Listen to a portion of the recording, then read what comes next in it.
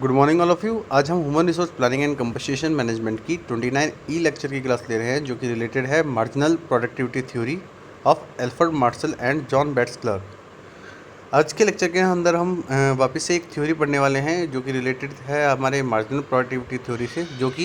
जो marginal productivity theory है वो किसने दी हुई है, एल्फ्रेड मार्शल और जॉन बेट्स क्लर्क ने। तो जैसे कि आप लोग देख रहे हैं स्क्रीन पे लिखा हुआ है कि toward the end of the 19th century marginal productivity analysis was applied not only to labour but all the factors of production as well. It is was not a new idea as an explanation of wages phenomena, for Smith had observed that a relationship between wages rate and the productivity of labor, and the German economist John Heinrich von Thenen had worked out a marginal productivity type of analysis for wages in 1826. Economists in the Australian school made an important contribution to the marginal idea after 1870. And building of these grounds, a number of economists in the 1890s, including Philip Henry Wicksteed in England and John Bates Clerk in the United States, developed the idea into the marginal productivity theory of the distribution. It is likely that the distributing conclusion drawn by the Marx from the classical economic theory inspired the development. In the early 1930s, refinements to the marginal productivity analysis, particularly in the area of the monopolistic competition, here made by the John Robinson in the England and Edward H. Camblin in the US. अगर हम देखें तो जैसे ही 19th century का and हुआ तो उसके बाद जो थ्योरी आई वो थी मार्जिनल प्रोडक्टिविटी एनालिसिस, जो कि अप्लाई थी कि हम ना कि ओनली लेबर्स को ही देखें बल्कि हमारे जितने भी फैक्टर्स ऑफ प्रोडक्शन है उनको भी हम देखें और उनमें अप्लाई करें इस थ्योरी को। तो जैसे कि जो नए आइडियाज़ थे उनका एक्सप्लेनेशन प्रॉपर नहीं था वेजेस फिनोमिना को लेके, लेकिन स्मिथ ने ये ऑब्जर्व किया कि अगर हमें रिलेशनशिप देखना है एक एग्जिटिक वेजेस रेट के अंदर और प्रोडक्टिविटी ऑफ लेबर के अंदर, तो जो जर्मन इकोनॉमिस्ट है जॉन एनरिच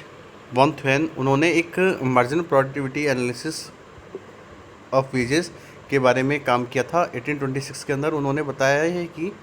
जो ये वेजेस थ्योरी हैं और जो भी ये मार्जिनल प्रोडक्टिविटी एनालिसिस है वो हम ये करते हैं कि हम ना ही सिर्फ लेबर के बारे में सोचते हैं, वहाँ पे हम प्रोडक्शन को भी देखते हैं कि उस पर्टिकुलरी प्रोडक्शन कितना इंक्रीज़ हो रहा है, उसकी प्रोडक्टिविटी कितनी इंक्रीज़ हो रही है जिससे कि लेबर्स को बेनिफिट मिले। जो इकोनॉमिस्ट थे ऑस्ट्रेलियन स्कूल के, उन्होंने एक इम्पॉर्टेंट कॉन्ट्रीब्यूशन दिया इस मैनेजरल आइडिया के अंदर 1870 के अंदर, और उसके बाद इसके अंदर बिल्डअप चालू हुआ, मीन्स इसको और आगे बढ़ाया गया। तो जो नंबर ऑफ इकोनॉमिस्ट थे 1890 के अंदर, जैसे कि Philip Henry Wicksteed in England और John Bates Clark in US, उन्होंने अपने आइडियाज़ को डेवलप किया किसके रिगार्डिंग, मार्जिनल प्रोडक्टिविटी थ्योरी के रिगार्डिंग, और उन्होंने इसको डिस्ट्रीब्यूट किया। उन्होंने क्या कहा कि जो डिस्ट्रीब्यूइंग है, कंक्लूजन है वो क्या है कि जो मार्क्स ने जो एक क्लासिकल इकोनॉमिक थ्योरी दी थी वो इंस्पायर करी थी डेवलपमेंट को लेके। तो 1930 के रिफाइनमेंट के बाद जो मार्जिनल प्रोडक्टिविटी एनालिसिस है पर्टिकुलरली एक एरिया में हुआ जिसको हम मोनोपोलिस्टिक कंपटीशन के कहते हैं, और ये जो बनाया था वो बनाया था जॉन रॉबिन्सन ने, इंग्लैंड के थे जो, और एडवर्ड एच कैम्बलिन जो कि यूएस के थे। उन्होंने इस आइडिया को रखा कि जो मार्जिनल प्रोडक्टिविटी एनालिसिस है वो पर्टिकुलरली एक एरिया के अंदर होनी चाहिए, मीन्स मोनोपोलिस्टिक कंपटीशन के अंदर होनी चाहिए। और उसके बारे में उन्होंने इस थ्योरी के बारे में आगे बताया है कि हमें कि as applied to wages the marginal productivity theory holds that employers will tend to hire workers for a particular type and the contribution that the last marginal worker makes to the total value of the product is equal to the extra cost incurred by the hiring of one more worker. ये जो wages theory है उसमें जो marginal productivity theory है वो hold करती है कि जो एम्प्लॉयर्स हैं जो हायर कर रहे हैं वर्कर्स को किसी पर्टिकुलर काम के लिए, और वो अपना ये कॉन्ट्रीब्यूशन दे रहे हैं, मीन्स एक लास्ट मार्जिनल वर्कर है जो वो कॉन्ट्रीब्यूशन दे रहा है अपने टोटल वैल्यू ऑफ प्रोडक्ट के अंदर, जो कि इक्वल है एक्स्ट्रा कॉस्ट से जो कि किसी एक अलग वर्कर को हायर करने से होती है। मीन्स कि जो एक आदमी का जो वर्क होता है, एक वर्कर का जो वर्क होता है, उससे ज़्यादा अगर हम कोई मार्जिनल मतलब कि एक्स्ट्रा कोई वर्क कर रहे हैं तो उस कंडीशन में क्या होता है कि जो टोटल वैल्यू है प्रोडक्ट की वो इक्वल होती है। लेकिन उस कंडीशन में हम ये भी देखें कि अगर कोई वर्कर एक्स्ट्रा काम कर रहा है, मार्जिनल वर्क कर रहा है, तो उस कंडीशन में क्या है कि हम अपनी कॉस्ट को रिड्यूस कर सकते हैं यहाँ पे, क्योंकि अगर हम वो पर्टिकुलरली कंट्रीब्यूशन उस प्रोडक्ट के अंदर नहीं देंगे तो हम लोग क्या करेंगे कि अपनी कॉस्ट को भी देखेंगे कि उस कंडीशन में कि उस काम को पूरा करने के लिए, उस प्रोडक्ट की प्रोडक्टिविटी को पूरा करने के लिए हमें नए एम्प्लॉयज़ को हायर करने की रिक्वायरमेंट हो जाती है अगर हम टाइम पे उस प्रोडक्टिविटी को पूरा कंप्लीट नहीं करेंगे। तो अगर हमारे जो वर्कर्स हैं अगर वो अपना कंट्रीब्यूशन दें और वो एक्स्ट्रा मतलब कि प्रोडक्शन करें तो उससे क्या है कि हम जो कॉस्ट है ह्यूमन पावर को लेके या वर्कर को लेके वो हम इंकर नहीं करेंगे जो कि किसी वर्कर को हायर करने के टाइम होती है। क्योंकि अब नया वर्कर आएगा उसको हमें नई सैलरी देनी पड़ेगी, नया वेज देना पड़ेगा। तो उस कंडीशन में हम क्या करेंगे कि जो हमारे एक्सिस्टिंग एम्प्लॉयज़ हैं उन्हीं से हम क्या करेंगे, एक्स्ट्रा वर्क कराएंगे और उनके रिगार्डिंग उनको एक्स्ट्रा बेनिफिट प्रोवाइड करेंगे। The wage rate is established in the market through the demand for the and the supply for the type of labor needed for the job. Competitive market forces assures the workers that they will receive a wage equal to the marginal product. Under the law of diminishing marginal productivity, the contribution of each additional worker is less than that what of his predecessor. But workers of a particular type are assumed to be alike. In other words, all employees are deemed interchangeable and anyone could be considered the marginal worker. Because of these, all workers receive the same wage and therefore by hiring to the margin, the explorer maximizes profit. As long as each additional worker contributes more to total work value that he cost in the wage, it pays the employer to continue hiring. Beyond the margin, additional worker would cost more than their contribution and would subtract from the obtainable profits. क्या कह रहे हैं कि जो मैंने अभी आप लोगों को बताया कि जो थ्योरी है उसमें क्या है कि जो भी वेज रेट हम इस्टेब्लिश करते हैं मार्केट के अंदर वो उसकी डिमांड और सप्लाई के रिगार्डिंग करते हैं कि हमें किस तरीके की लेबर्स की नीड है किसी जॉब के लिए। तो जो कम्पिटिटिव मार्केट है वो हमें फोर्स करता है कि हम वर्कर को एश्योर करें कि वो अपने इक्वल वेजेस को रिसीव करें किसी मार्जिनल प्रोडक्ट से। तो अगर हम देखें तो under the law of diminishing marginal productivity जो कंट्रीब्यूशन होता है हर एक एडिशनल वर्कर का वो कम होता है उसके प्रीडिसर से, मीन्स उसके पीछे वाले से। तो जो वर्कर है वो पर्टिकुलर जॉब पे एज्यूम करता है और उस चीज़ को हम ये कह सकते हैं अदर वर्ड्स के अंदर कि जो एम्प्लॉयज़ हैं वो इंटरचेंजेबल हो रहे हैं और वो कंसिडर कर रहे हैं अपनी मार्जिनल वर्कर को, मीन्स उसके बिहाफ पे वो वर्क कर रहे हैं। तो जो ऑल वर्कर्स हैं वो रिसीव कर रहे हैं सेम तरीके का वेज, जिससे कि हम अपनी जो हायरिंग मार्जिन है उसको कम कर रहे हैं और जो एम्प्लॉयर है वो अपना प्रॉफिट को मैक्सिमाइज़ कर रहा है। अगर कोई भी एडिशनल वर्कर लंबे टाइम तक कंट्रीब्यूट करता है टोटल वैल्यू के अंदर, मतलब टोटल प्रोडक्शन के अंदर, तो जो उसकी कॉस्ट है वेज के रिगार्डिंग वो पे की जाती है एम्प्लॉयर को कि वो कंटिन्यू हायरिंग करे। अगर हम मार्जिन से बियॉन्ड देखें तो जो एडिशनल वर्कर्स हैं जिन पे कॉस्ट लग रही है और वो कंट्रीब्यूट कर रहे हैं तो हम उसको सब्ट्रैक्ट कर देते हैं हमारे अटेनेबल प्रॉफिट से कि जितना हम प्रॉफिट कमा रहे हैं उसमें से। Although the marginal productivity theory was once the prevailing theory of wages, it has since been attacked by the many and discarded by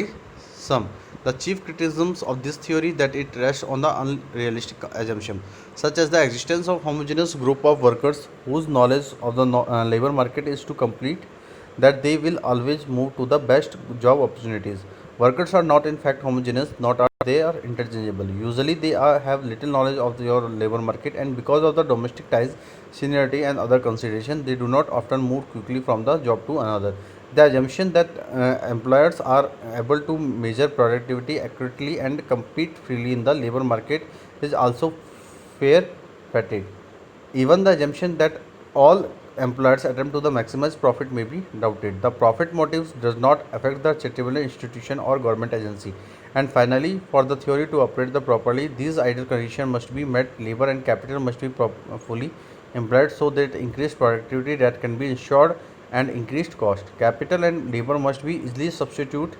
for each other and the situation must be completely competitive. Obviously, number of this assumption fits the real world. अगर हम बात करें आगे तो इसके जो marginal productivity जो theory है वो एक प्रिवेलिंग थ्योरी है वेज की, जिसमें हमने बताया है कि जो भी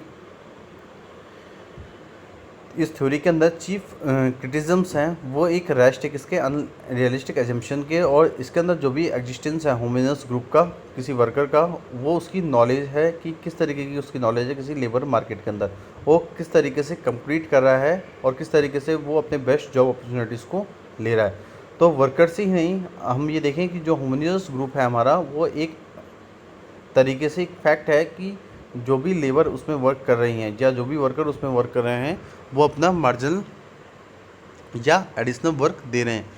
तो हम ये देखें कि ये जो है वो इंटरचेंज नहीं है। अगर हम होमोजेनस ग्रुप की बात करें तो ये इंटरचेंजेबल नहीं है, और इसकी जो लिटिल नॉलेज है किसी पर्टिकुलर लेबर मार्केट की, उससे हम ये देख सकते हैं कि जो डोमेस्टिक टाइज है, सीनियरिटी है या अदर कंसिडरेशन है, वो उसको क्विकली मूव नहीं करने देते एक जॉब से दूसरी जॉब के अंदर। तो जो एजम्पशन है एम्प्लॉयर्स का, वो एबल होता है कि वो मेजर करें प्रोडक्टिविटी को एक्यूरेटली और कम्प्लीटली, जो कि फ्रीली होता है किसी लेबर मार्केट के अंदर। तो इस थ्योरी के अंदर जो एजम्पशन है कि वो ये है कि जो एम्प्लॉयर्स हैं जो अटेम्प्ट कर रहे हैं मैक्सिमाइज प्रॉफिट, जो कि बहुत डिफरेंट है। और फाइनली इस थ्योरी के अंदर हम ये ऑपरेट कर रहे हैं प्रॉपर्ली कि जो भी आइडियाज़ हम कंडीशन मैट कर रहे हैं अपने लेबर और कैपिटल को लेके, वो फुली एम्प्लॉयड हैं और वो प्रोडक्टिविटी को इंक्रीज़ कर रहे हैं और सिक्योर कर रहे हैं हमारी इंक्रीज्ड कॉस्ट को, जो कि रिलेटेड है हमारे कैपिटल और लेबर से। और उससे इजीली हम सब्स्टिट्यूट अपना एक दूसरे से क्वांटिटी कर रहे हैं। तो जो ये सिचुएशन है वो एक कम्पिटिटिव है, और ऑब्वियसली कि जो एजम्पशन है वो फिट हो रही है हमारे रियल वर्ल्ड के अंदर। मोनोपोलिस्टिक और the near monopolistic condition for the example are common in modern economies, particularly where there are only a few large producers, such as in the automotive industry. In many cases, wages are determined at the bargaining table, where the producer negotiates with the representatives of organized labor. Under such circumstances, the marginal productivity analysis cannot determine wages precisely. It can be show only the position that the union as a monopolist of the labor supply and the employer as a monopolistic or a single purchaser of labor services will strive to reach depending upon their current policies. Some critics feel that the unrealistic nature of these assumptions make marginal productivity theory completely untenable. At the base, the theory seems useful only as a contribution to understanding the long-term trends in the wages.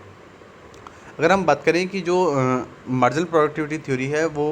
जो particular area के अंदर compete होती है, वो कौन सी थी हमने बताई थी, जैसे कि जो मोनोपोलिस्टिक या नियर मोनोपोलिस्टिक कंडीशन है। जैसे कि हम एग्जांपल से समझते हैं कि जो मॉडर्न इकोनॉमिक्स है उसके अंदर पर्टिकुलरली क्या कर रखा है कि फ्यू लार्ज प्रोड्यूसर्स हैं जो कि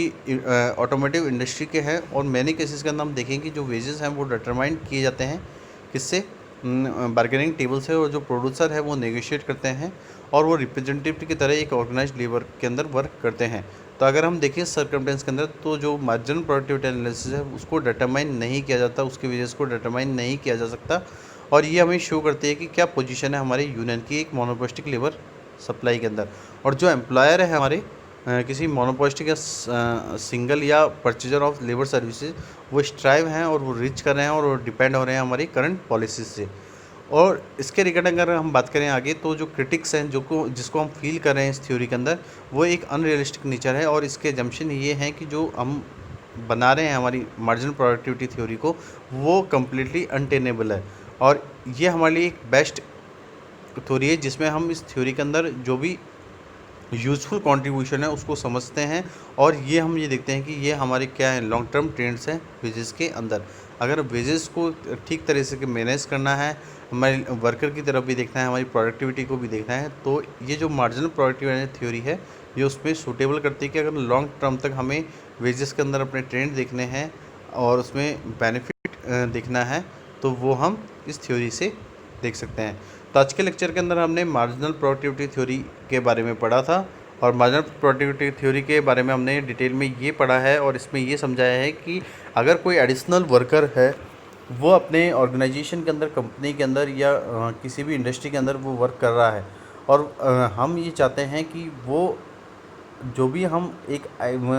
एक्स्ट्रा वर्कर लाके अपने प्रोडक्शन को पूरा कर रहे हैं, तो उससे हमारी जो भी कॉस्ट इनकर हो रही है वो कम हो। पहली चीज़ ये, और दूसरी चीज़ ये कि जो भी वर्कर हैं हम उन्हीं से एडिशनल वर्क कराएं, और उसके बिहाफ पे जो भी वो एडिशनल या मार्जिनल वर्क कर रहे हैं और उसके बिहाफ पे हम उसको वेजेस प्रोवाइड कराएं, जिससे कि वो भी मोटिवेट होएगा और उस पर्टिकुलर एम्प्लॉय का मन रहेगा कि वो उस वर्क को बहुत एफिशिएंटली कर रहा है, और टाइम से ही क्या करेगा, अपने वर्क को कंप्लीट करेगा और अपनी प्रोडक्टिविटी को बढ़ाएगा। तो अगर हम मार्जिनल प्रोडक्टिविटी थ्योरी में देखें तो उसमें यही चीज़ इंडिकेट की गई है। अगर ऑर्गेनाइजेशन को, इंडस्ट्री को या फर्म को अपना प्रॉफिट को मैक्सिमाइज़ करना है, तो उसको एक मोनोपोलिस्टिक कंपटीशन के अंदर रह के कॉम्पिटिटिव इन्वायरमेंट में होने के नाते उसको कुछ होमोजेनस ग्रुप बनाने पड़ेंगे अपने लेबर मार्केट के अंदर, और उनसे एक मार्जिनल वर्क कराना पड़ेगा, मार्जिनल प्रोडक्ट बनवाना पड़ेगा, जिससे कि वो अपनी प्रोडक्टिविटी को इंक्रीज़ करे और वो किसी पर्टिकुलर वर्क के अंदर इंगेज रहे, जिससे कि जो ऑर्गेनाइजेशन का जो ऑब्जेक्टिव है, जो ऑर्गेनाइजेशन का या कंपनी का, इंडस्ट्री का जो प्रॉफिट है वो अचीव हो सके, और लेबर भी और जो वर्कर हैं वो भी एक प्रॉपरली चीज़ों को मैनेज करें और अपने प्रोडक्शन को इंक्रीज़ करें, जिससे कि हमें जो एक्स्ट्रा कॉस्ट है जब हम नए वर्कर्स को हायर करते हैं उस प्रोडक्शन को पूरा करने के लिए, उस प्रोडक्टिविटी को पूरा करने के लिए, जो कि बहुत इम्पॉर्टेंट है किसी लेबर मार्केट के अंदर। तो हम ये देखते हैं कि जो भी कॉस्ट हम उन वर्कर से हायर करने से इंकर कर रहे हैं ऑर्गेनाइजेशन के अंदर, तो उसको हमें कम करना है। और इस कम करने का मेन जो फंडा वो ये है कि हमें एक मोनोपोलिस्टिक कंडीशन के अंदर रहते हुए जो हमारे मार्केट है, लेबर मार्केट, उसके अंदर हमें अपने लेबर से, वर्कर से एडिशनल वर्क कराना है, मार्जिनल वर्क कराना है, जिससे कि जो हमारा प्रोडक्शन है वो भी टाइम टू टाइम कंप्लीट होता रहे, और साथ साथ जो हमारी कॉस्ट है वो भी मिनिमाइज़ होती रहे, जिससे कि हम अपना एक मैक्सिमम प्रॉफिट डिसाइड कर सकें। तो आज के लेक्चर के अंदर इतना ही। Thank you so much and have a nice day.